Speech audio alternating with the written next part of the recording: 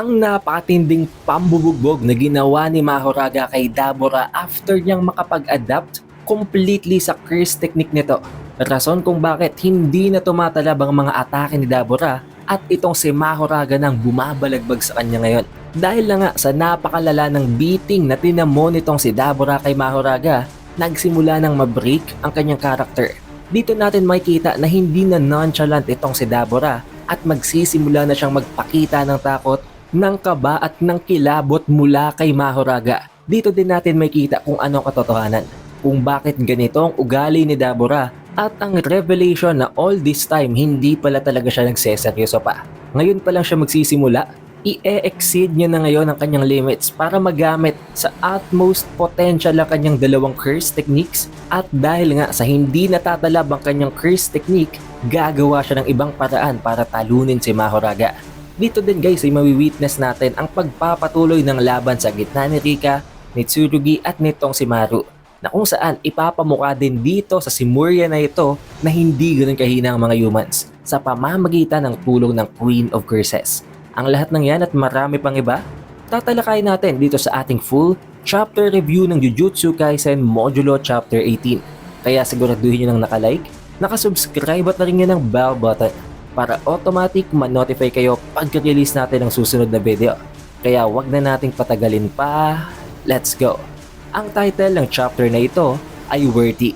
Sa pagsisimula ng chapter ay nagkaroon ng konting background explanation sa kung paano nakapag-manifest si Rika Orimoto dito kay Tsurugi. Ayon sa kanila, ang Gojo Clan Warehouse daw ay nag-house ng isa sa pinakamalakas na curse tool at yun ay ang ring na ito. Sa ring na ito ay naiwan ang full will ni Rika Orimoto at inipunan din ito ng vast amount. Napakadaming reserves ng cursed energy ng previous user na ito na si Yuta Okkotsu. About the rest, I think alam nyo na yun guys dahil alam kong kayong mga nanonood naman ngayon ng modulo ay mga nakasubaybay din dati sa main series. Pero dito kahit ganito na sitwasyon, hindi nagpapabaya si Maru. Ginamit na naman niya ang kanyang curse technique na chaos and harmony para i-disorient itong si Rika at hindi lang yon, ihinampas niya pa ito sa napakaraming mga debris na sinira din niya. However, hindi din nagpapabaya itong si Rika guys. Kahit na ginagamitan siya ng disorienting abilities nitong si Maru, hinabol niya pa rin ito.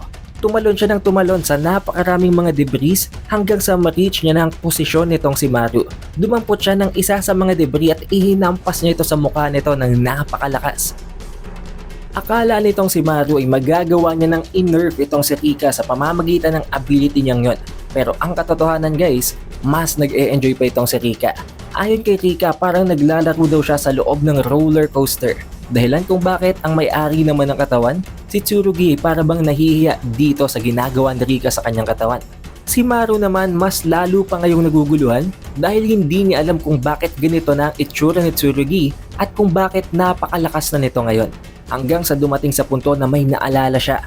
Habang ini-scan niya ang katawan nitong si Tsurugi, something definitely felt off at nakita niya dito ang nag-uumapaw na amount ng cursed energy mula sa ring na suot-suot nito. Naalala niya ang kwento ni Tsurugi before. Ang ring na ito ay nanggaling sa kanyang lolo. Ipinamana ito sa kanya bilang isang talisman. Pero hindi makapaniwala dito si Maru guys. Dahil sobrang dami daw ng amount ng cursed energy na naka-engrave sa loob ng cursed tool na yon. Oo, alam natin guys, pwede yung ipunin, pero para sa isang tao lamang, para sa isang sorcerer lamang, sobrang dami daw nito guys. It is beyond the limits na pwedeng i-contain ng isang human. At hindi lang yon, kahit napakadami na nga nun, hindi lang yun inipon ni Yuta ng taon, kung hindi dekada. Kaya just imagine kung gaano nga naman kadami nakikita na cursed energy ngayon ni Maru. Isipin nyo si Yuta ang pangalawa sa may pinakamadaming cursed energy reserves sa lahat ng sorcerer sa Earth. Ang tanging individual lamang na may mas madaming amount ng cursed energy sa kanya ay itong si Sukuna. Ngayon isipin nyo, sa loob ng dekada, inipon ni Yuta ang lahat ng cursed energy niya at in-engrave niya yon sa cursed tool na ito. Just imagine kung gaano karaming cursed energy nito ngayon. Dahil lang nga sa napakalakas nito, gumamit ng panibagong countermeasure ngayon itong si Maru. Ginamit niya ang kanyang third eye, ang pangatlong mata niya na kayang mag-disorient ng kalaban, na kayang sirain ang kanilang focus at kayang alisin ang kanilang consciousness. Tumalab ito sa pinakaunang nakalaban nilang kriminal at ang matandang retired na Jujutsu Tech Sorcerer na nakalaban din nila. Nakita natin doon guys na maging sa isang napaka-OP na veterano ay tumalab ito. Pero ngayon, hindi ito effective kontra sa Queen of Curses. Hindi yung tumalab. Hinawakan nitong si Rika ang damit ni Maru at hinedbat siya ng ubod ng lakas. Umurong pa dito si Maru para i-regain ang kanyang footing at para hindi siya matumba. Pero hinabol pa rin siya ni Rika at nag-launch ito ng napakalakas na suntok. At this point, nare-realize na nitong si Maru na kung lalabanan niya ito ng harap-harapan, hindi talaga siya mananalo. Ini-ignore ni Rika completely ang kanyang curse technique. Ang mga pagpapaikot niya dito, ang pag-disorient niya dito, hindi tumatalab at binubugbog siya nito ng walang humpay at alam yon nitong si Maru na ipagpapatuloy lang ni Rika hanggang sa makatulog na siya. Naging posible daw ito sa pamamagitan ng ring na yon na nakita niya before. Dahil na nga sa alam din at nakikita naman ni Tsurugi kung anong ginagawa ni Rika kay Maru, humingi siya dito ng tawad. Sinabi niya na wala siyang choice, kailangan niya itong gawin dahil nakataya dito ang buhay ni Yuka. Nasinagot naman itong si Maru na okay lang, walang problema. Hindi niya kailangan mag-apologize dahil pareho lang sila. Hindi na rin daw mag-hold back itong si Maru at seseryosohin niya na din ang laban. Habang makikita natin guys, kinokontrol na nitong si Maru maging ang buhay sa kinatatayuan nila. Nagawa niyang makapag-create ng sarili niyang parabang forest dahil makikita natin na mula sa maliliit na mga halaman lumaki ito bigla. Naging itong parabang isang napakakapal na puno, napakakakapal na mga ugat na for sure magagamit nitong si Maru kontra kay Rika, especially dahil kaya niyang sirain ng kanyang ability ang logic. However, magkakaroon tayo dito guys ng switching of scenes at itong ipinunta nyo sa video na ito, ang laban sa gitna ni Mahoraga at ni Dabura. Makikita natin na medyo nagbago ng atmosphere dito. Ayon kay Dabura, may mali ngayon dahil nakikita at napapansin niya na hindi na ganun ka-aggressive itong si Mahoraga, as if medyo relaxed na ito.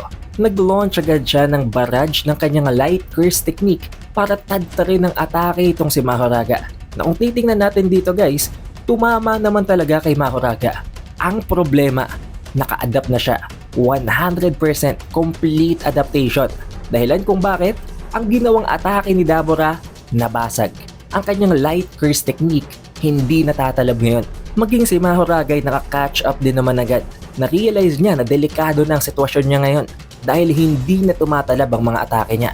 Agad na kumilos itong si Mahoraga. Sinugod niya itong si Dabura. So nag-react din naman agad itong si Dabura. Agad siyang humarap kay Mahoraga at tinutukan niya talaga ang ulo nito habang inire-release ang napakalakas na output ng kanyang curse technique. Kung titingnan nyo guys sa panel na ito, almost as if para bang wawasakin niya na talaga ang ulo ni Mahoraga. Pero ang problema nga, naka-adapt na si Mahoraga sa kanyang curse technique. At rason kung bakit, kahit konting galos, hindi tumalab ang atake yun kay Mahoraga. Dito na ngayon nag-retaliate ang Divine General habang ini-slash ang ulo nitong si Dabura gamit ang sword sa kanyang kanang braso. At kitang-kita nyo naman sa panel guys, nakapag-land siya ng attack. Isang clean hit. Buti na lamang hindi nahiwa ang buong ulo nitong si Dabura at dumaplis lamang ito sa kanyang muka. Pero walang nagbago guys. Hindi porke nakaiwas itong si Dabura sa ataking yun, eh magagawa niya ng tapatan si Mahoraga. Dito na siya simulan itong pagbubugbugin. Tignan nyo na lang panels guys, makikita nyo naman kung gaano kalala ang beating na tinatamo ng Sukuna ng Shimuya dito kay Mahoraga. Na-realize man dito ni Dabura kung ano talagang nangyari, kung paano naka-adapt itong si Mahoraga, kung paano ang pag-ikot ng wheel na yon ay ang sign of complete adaptation ni Mahoraga sa mga atake niya. It is far too late na. Huli ng lahat dahil paano niya pa ito papatayin gayong naka-adapt na ito sa kanyang curse technique. Pinagpatuloy nitong si Mahoraga ang pambubugbog dito kay Dabura. To the point na naiisip na dito ni Dabura na mataas ang tsansa na matatalo talaga siya sa laban na ito. Ito rin guys ang dahilan kung bakit napakarami ngayon ang bashers ni Dabura. Hindi daw dapat i-consider na kasing lakas or mas malakas kay Sukuna itong si Dabura. Gayong ang isang nilalang na tulad nitong si Mahoraga na tinalo ni Sukuna, binubugbog siya ngayon. Although I do not completely disagree guys, pero kailangan nyo din i-consider na ang Mahoraga na ito na isinamon nitong si Yuka ay buffed with binding vow to death. Meaning mas napaka-OP nito kumpara sa pinatay nitong si Sukuna na Mahoraga noon sa Shibuya.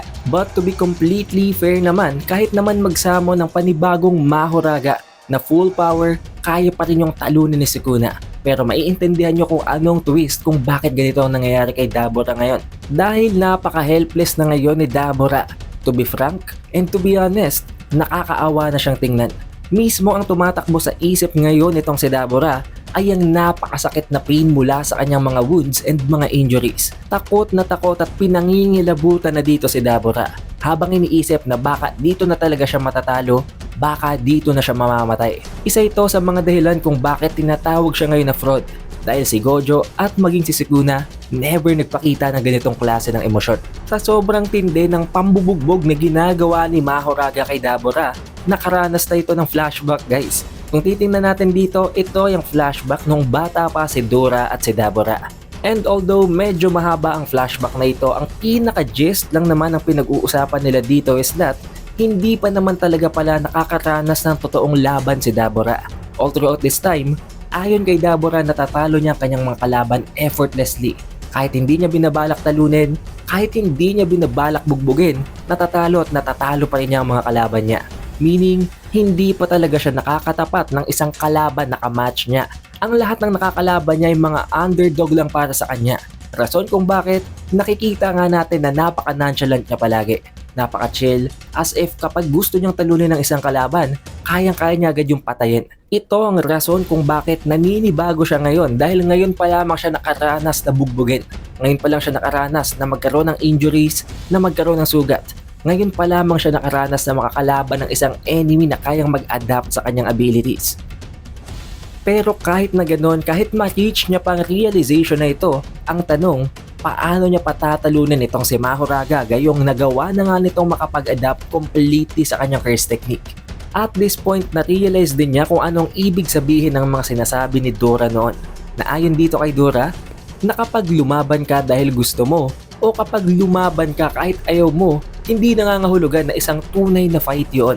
Ang tunay na fight ay kapag napilitan kang lumaban dahil kailangan mong manalo. Dahil kailangan mong maipagtanggol at may rason kung bakit kailangang talunin mo ngayong kalaban. At ang rason ngayon ay ang mga Simurians. Specifically ang mga loomer na iniwan ni Dabura sa kanyang care. Ang mga refugees na wala na ngayong matirahan. At kailangan niyang talunin si Dabura para masiguradong kanilang kaligtasan. Na to make it simple guys, ang tunay na fight para sa kanila ay kapag may kailangan kang protektahan kaya kailangan mong manalo. Dahil sa realization na ito, dito na magsisimulang lumaban ng totoo itong si Dabura. Pansamantalang nahinto ang barrage of attacks nitong si Mahoraga dahil sinalo nitong si Dabura ang kanyang kamao. Hindi din agad binibitawan nitong si Dabura ang kamay ni Mahoraga as if gusto niya itong durugin. Pero naramdaman dito ni Mahoraga na may mali, na biglang nag-shift ang aura nitong si Dabura. Kaya napilitan nitong si Mahoraga na mag-step back. Kahit na ganun, hindi pa rin agad sumugod itong si Mahoraga. May kita natin sa itsura niya na parang medyo napapaisip siya ngayon.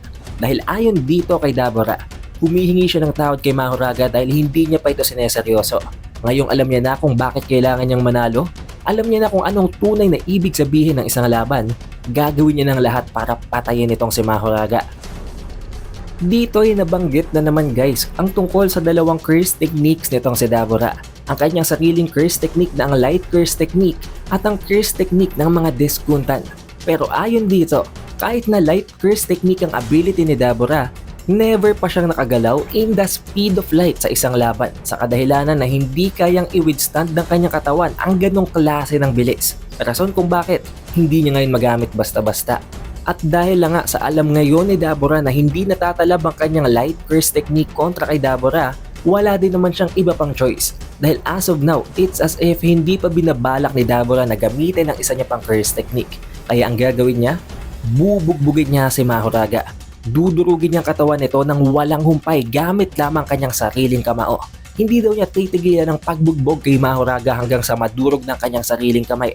At para magawa yon, para ma-pull off yun guys, gagalaw siya near the speed of light. Hindi man nasabi na exactly at the speed of light dahil nga sa concept na hindi kayang i-withstand nitong si Dabura ang speed of light, gagalaw siya almost the speed of light lamang. to the point na hindi pa mamawasak ang kanyang katawan sa sobrang bilis ng kanyang movement. Na to be honest, napakagandang konsepto nito guys dahil hindi nila binasag ang logic na porke gusto niya maging malakas ay biglang mawi-withstand ng katawan niya ang kanyang napakabilis na movement speed. But still, since napakadelikado nga yun, ibinabalak nitong si Dabura na i-bring ang kanyang absolute potential na talagang i-exceed ang kanyang limits para ma-pull off ang gagawin niyang napakabilis na mga ataking yun. At dito guys nabanggit na the voltage rises up. Ito daw ang mismong klase ng movement na na-experience noon ni Gojo Satoru ng kalaban niya si Sukuna, si Mahoraga at si Agito. Na kung saan guys nakapag-land nga si Gojo ng dalawang consecutive na Black Flash at lumakas ang kanyang voltage. Ngayon, sa pamamagitan naman ng realization at ng enlightenment nitong si Dabura, nararanasan niya din ang power up na yon. At lilinawin ko sa inyo guys ng napakasimple para sa mga hindi gaanong nagigets ang ibig sabihin ng planong gawin ni Dabura. Since hindi tumatalab ang kanyang light curse technique attacks, bubugbugin niya itong si Mahoraga gamit ang physical attacks niya. Yun ang binabalak gawin ni Dabura. But what do you guys think? Sa tingin nyo ba magiging epektibo ang planong ito ni Dabura? Please put your answers in the comment section below. However, this is where the chapter ends at para ma-notify kayo pag-release natin ng susunod na chapter spoiler para sa chapter 19, siguraduhin nyo lang na naka-like, naka-subscribe at narinig nyo ng bell button.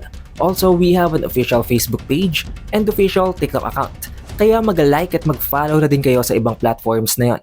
It is The Updated Weeb and I will see you guys on the next one.